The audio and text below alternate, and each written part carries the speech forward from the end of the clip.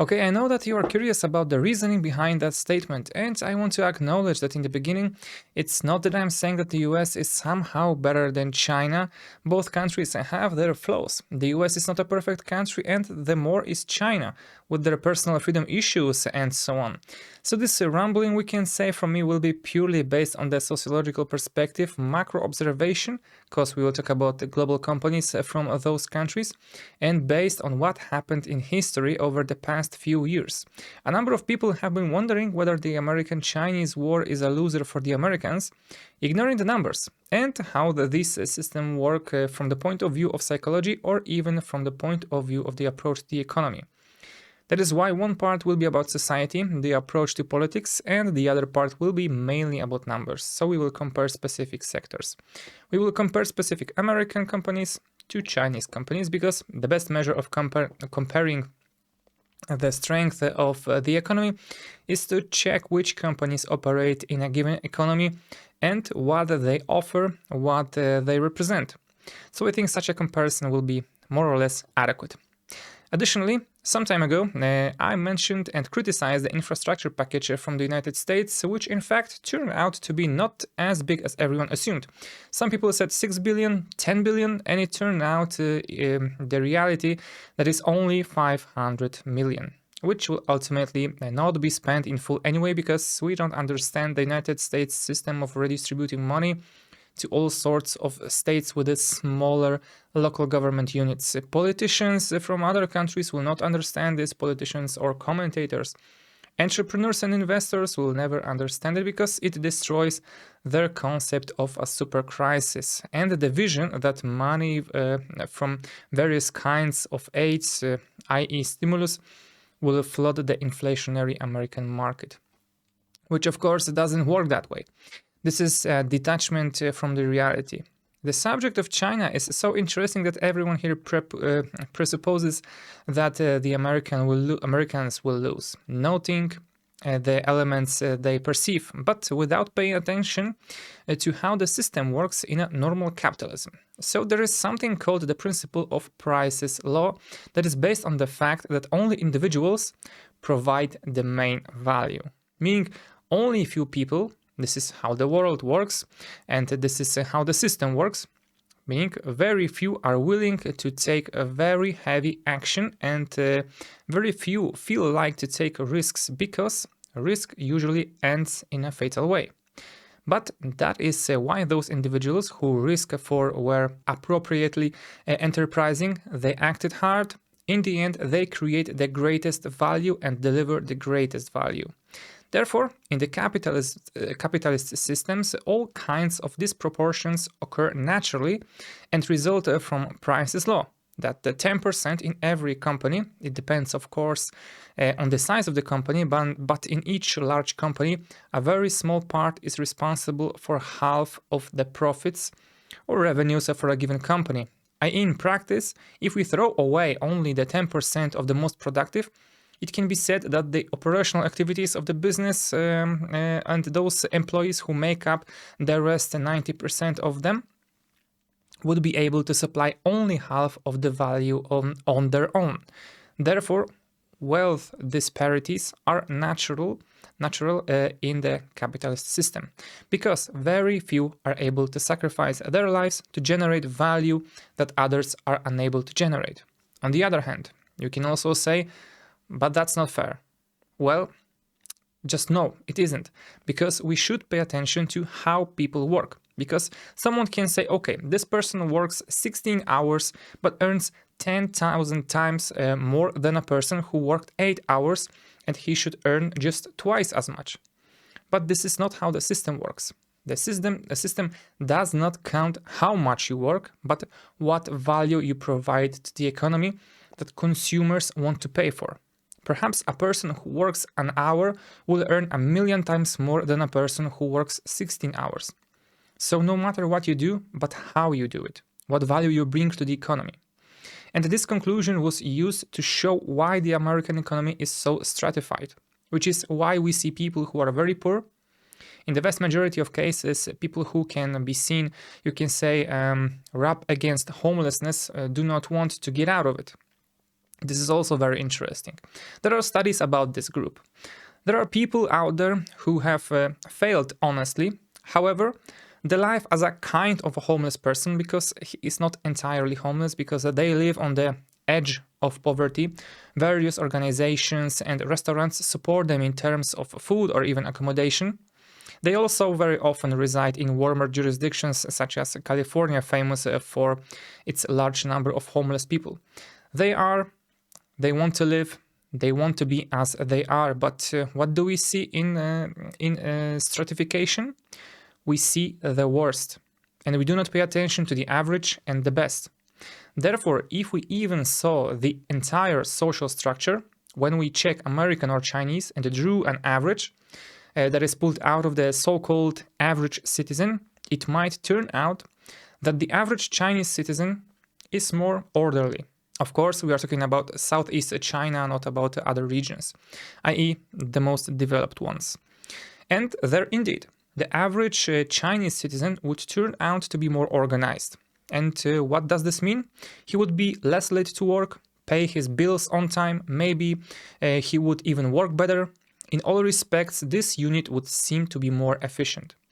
And indeed, at first glance, this may be because the Chinese system has been relatively egalitarian for some time, and from the point of view of this economy, it is trying to equate a society that was once very poor. In the case of Americans, it is a bit different. The average American, which let's assume in recent years could have had a bit worse, but it all depends, of course, from the state to city. But let's assume the average American is definitely richer than the average Chinese. This is noticeable. But someone may notice that they are less organized, work less efficiently, do not want to work more often, and demand more social assistance from the state. And commentators of social life, they only pay attention to this. But as I said, Price's law shows us that these people provide relatively little value because they do not firstly have abstract thinking as extensive as some entrepreneurs. And on the other hand, they do not have this sacrifice and this obsession. People who create different kinds of specific largest businesses are obsessed with business. And for them, this is their whole life. For normal people, we can say, it is not so, because they have their own families and life. For them, work is only a part of providing money to the household. And what is China's problem? The Chinese have been around for some time. Since the reign of a Chinese Communist Party leader Xi Jinping, they try to equate society even more. And this was seen in recent actions against some billionaires and the dismantling of private education in China, which, according to the authorities, creates social inequality. What was that about? Richer Chinese families who have grown very rich, however, there are quite a lot of these millionaires or billionaires. They just wanted their children not to learn that systemic Chinese teaching, but instead switch to some private teaching that is just more effective. Teachers have a better approach than the systemic one. They develop the citizen better, develop the child better. The Chinese arguing that it is unfair because the poor cannot afford it. They liquidated this type of industry, and they want to educate this society again. And this is negative, because this is not how elites are formed, and the lack of those individuals units and killing the richest who have been able to operate in the last few decades and have been operating. And China was just known for the fact that these great businesses were created there. The side of the authorities within the framework of justice and the attempt to equalize, that is, the goal of the Chinese party, is to create a society that will live well, such as we can say a great middle class, without the extremely rich and extremely poor. And at a first glance, it seems wonderful, wise, honest, but this type of society is not able to develop, and an example of this is, unfortunately, my home, Europe. We have a very good example. Here you should also pay attention to the fact how the Chinese work, but I will come to that in a moment. Let's go back to Europe. There are no technology companies in Europe, practically very few of them. There aren't many startups that achieve significant success. It does not have incredible high profitability. Major businesses are some old businesses related to traditional economics. Some industries less advanced, some financial services, in fact, a lot of financial services, by the way, some other services, and no technology innovation. This is true of all of Europe. Why?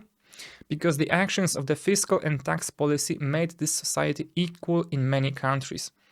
This so-called Gini coefficient, which shows us how even the society is, shows that Europe is a very egalitarian continent, soon maybe even a state, if the European Union wants to flip the tables and be unified completely. And if it is precisely such people who live well, they do not have such a sense of obsession. They want well, they have an assured existence, but there are no super strong units that want to increase some efficiency. They are there, but they appear less often. And it is usually the case that rich old European families keep their wealth and multiply it. These are simply rich Europeans, while the rotation of the richest in the States is very strong, constant, often, and it is very visible. Maybe somehow you will say, now, okay, but the Chinese work more efficiently than the Europeans. That is a fact. The Chinese are more efficient at work compared to Europeans.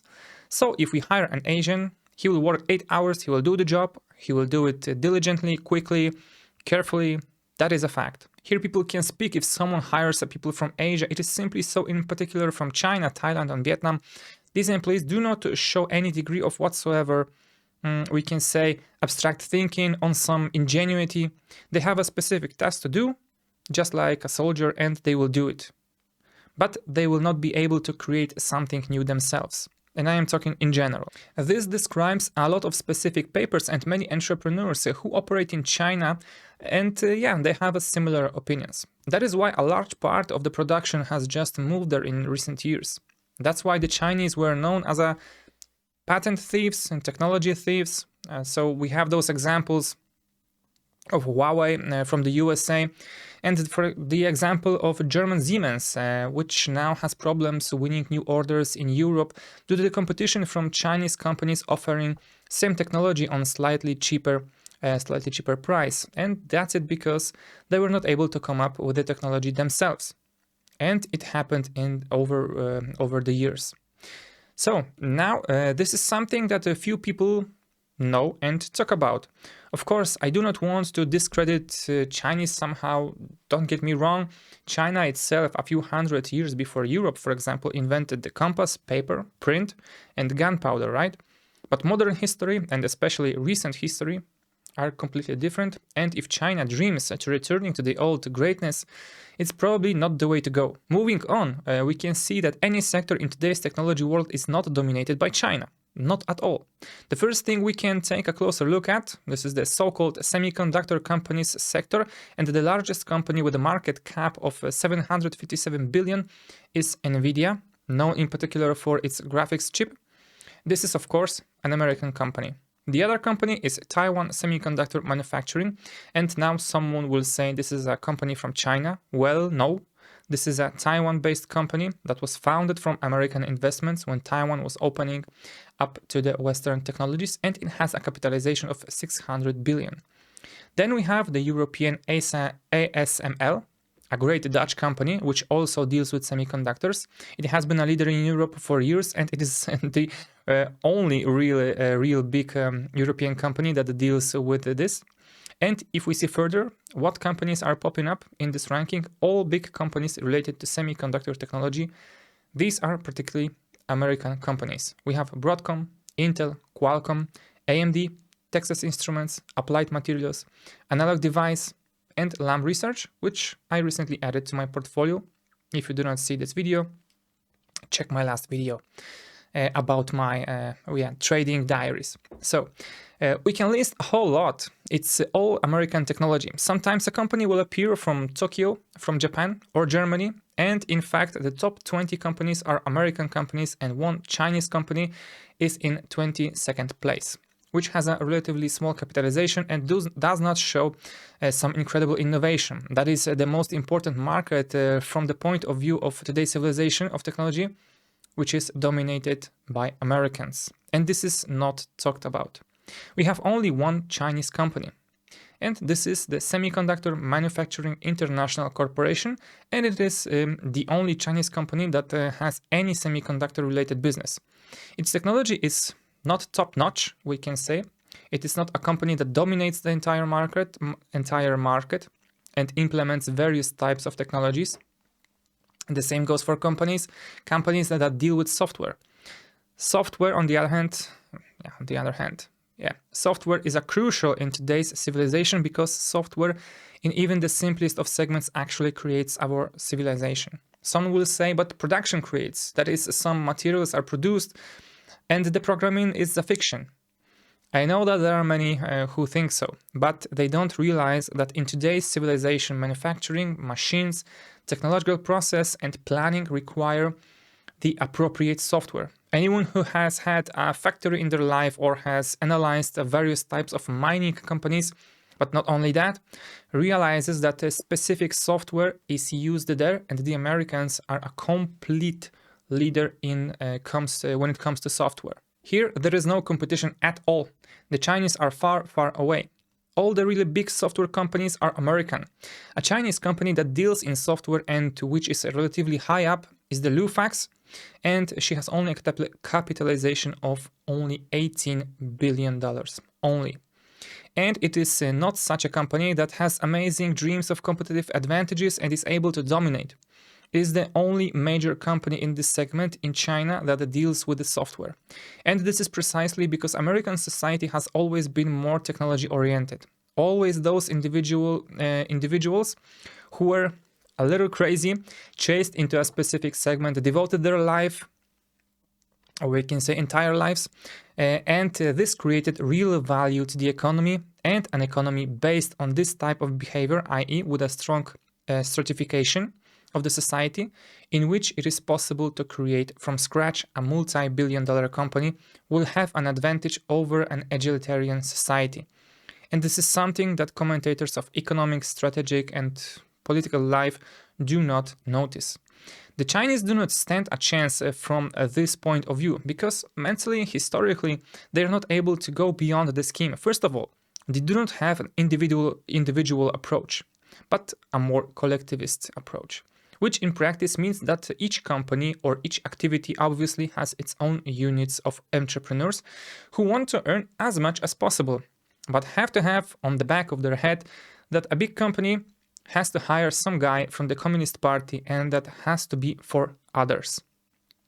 The individual approach, on the other hand, is that you focus first on what problem do you want to solve in a given economy, and then how you can best monetize it, and this creates precisely those elites that are rewarded as efficiently as possible with their work that provides value for millions of users. And here I can think of such an interesting example related to the activity of Apple. This is to show how an individual works and how the groups work. So I remind you that Apple's board of directors, once Apple was quite a big company already, fired its chief founder and CEO Steve Jobs. Note why? As his ideas and solutions seem unrealistic, too abstract, and they did not like his approach. They believed that his actions were detached from the reality and from the point of view of even finances, financial data, as if we would verify it in this way, as the Communist Party does. It seemed reasonable. But this data does not show us the future. They show us some scheme, some schematicity, some model that is based on reality that we ourselves have created based on numbers and history. But also reality shows us that the world is much more complicated. They call it the butterfly effect, and it builds on the whole reality we live in, but it's also a completely different topic. Anyway, they fired him, they fired Jobs, which is exactly what the Chinese Communist Party does, because they didn't think the manager was so effective. It is not operating in a way that is right for business, and in the end, it led to a disaster, to the ruin of this company. And Jobs, of course, later returned to this company, and the company also returned to these old tracks. And today, it is one of the largest companies. Of course, after his death, because it is managed right now by the Tim Cook. But now it became one of the largest companies in the world. But if they had not returned to Jobs' concept, this company would probably have ended badly. Anyway, the Chinese economy will probably suffer if the authorities of the present Communist Party do not understand that they, as a central entity that has never run a business, even after 10 different types of diplomas, are not able to solve the problem. That they are not able to influence the market because the market is too complicated and it is impossible to adjust in any way to the Chinese economy's activities. It is impossible to predict the future. So we don't know how introducing any variable x in the given time y will work, what consequences it will lead to. We simply do not know it, and this is why these entrepreneurs, people want to try these units. And in the Chinese system, they have been regulated and fought for some time, and this is this in the long term, in my opinion, will lead to defeat of the Chinese. The US most simply must not combat stratification in American society because it leads to this efficiency.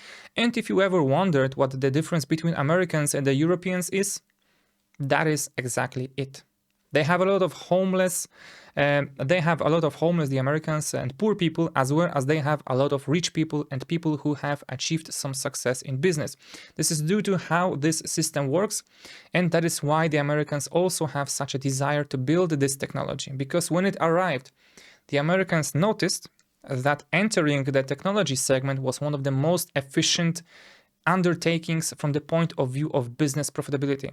I would like to remind you that it is not natural for companies to grow profits by 30 to 40% year on year. Traditional business, a maximum of 10, 11, 12%, while here the constant increase of several dozen percent year on year, increases in income profits, increase in margins above sometimes 30 to 40% with such big international business. This is what makes Americans different. What could the Chinese do in such situation? Of course, they are unlikely to do it because in recent years it is more of their ideology rather than common sense that works for them. So let me remind you that the energy crisis was largely caused by the Chinese. Here many people talked about the power of China, but what is China's power over the Americans? How they have talked over the last 10 years that they are working and that the so-called artificial sun is almost done. That in an incredible, innovative way, they introduce an artificial sun from which they will draw energy, and this will feed the whole of China with excess. And it turned out that they were not able to supply their coal to eastern China with the help of a primitive coal technology due to their not very clever regulations, which led to a huge amount of blackouts in that region, because earlier the Chinese authorities, fighting the prices of commodities, forbade some companies or some power plants to accumulate resources, buying resources from the market and collecting as such future reserves. And this led to a crisis, i.e., as you can see, the Communist Party is losing to the market and will always fail because the market is too complicated as a mechanism. For example, one action always leads to a different effects that we are not able to predict, because this is what the so-called butterfly effect is doing. I think a lot of people understand what butterfly effect is. The name comes from the fact that the movement of a butterfly's wing in some region X can lead to a tornado in a region Y. It is obvious that this concept is unlikely, but that's how economics works. One move in a given segment, in a given sector, destroys 10 other things, and in the end, the people who led to it do not realize why it happens, and politicians will always do it. And if someone tells me a fairy tales that this regulatory action of China is good long term, it is detached from the reality. And I admit that at some point I bought it myself, which you can see in one of the first materials that was published here about China. But after a long-term reflection, the matter looks a bit different if we look at it more broadly. so you have the right to change your mind. I recommend you the audiobook that you can find for free on YouTube called That Which Is Seen and That Is Not Seen by Frederick Bastiat. It depends on the version and max, I guess, 2 hours of listening session. You can even turn up the speed 1.5 to listen it more efficiently, and you will save some time. Okay, but let us return to the restrictions introduced in China discussed earlier. For example, the Chinese will limit games for young people, and then we think subconsciously, well, it's amazing, cool, kids will definitely be doing something productive. But we're not sure. Perhaps instead of playing games, they will go towards gambling, or they will go towards all sorts of other activities that would ultimately bring no added value to the economy. Additionally, when it comes to limit games, it is also a very interesting element, but I will stop here, and I guess that will be all from me for this super interesting material. I think it is a good contrary perspective from the previous films when we compared these two powers. As always, leave a comment under the video and let me know what is your opinion. Maybe let's discuss it further down below. Thanks again for watching, and yeah, till next time, guys. Bye bye.